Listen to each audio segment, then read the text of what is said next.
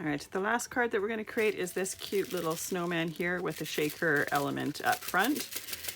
Now, one thing to know about this is this front here, the acetate is cut with a die. And when you cut acetate with a die, it kind of warps. So some of the shaker bits don't move quite as well in here as I would like. And some of them are those silver snowflakes that I have in here.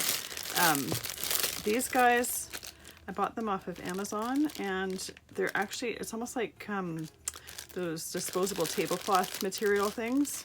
I thought it was going to be the plastic sequins. So they kind of get stuck. So I'm just not going to put them in the one that I'm creating right now. I'm just going to keep it with small stuff because the small stuff moves totally fine. It's just those ones that seem to get everything stuck.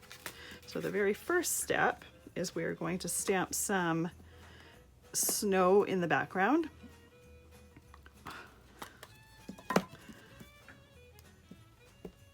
And this is just a white pigment pad.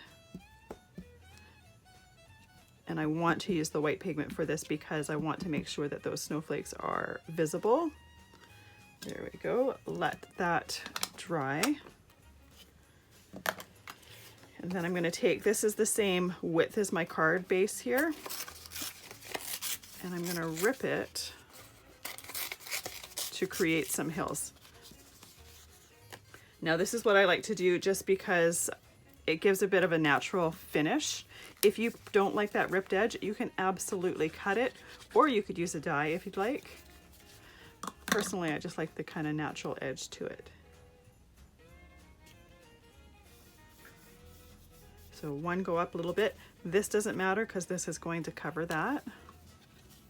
And it just ends up using a little bit less cardstock this way.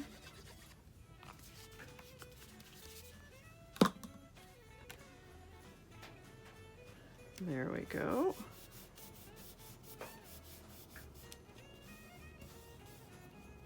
Perfect. I'm going to let that dry. In the next video, we are going to create our snowman shaker bit, and then we'll attach it to the card.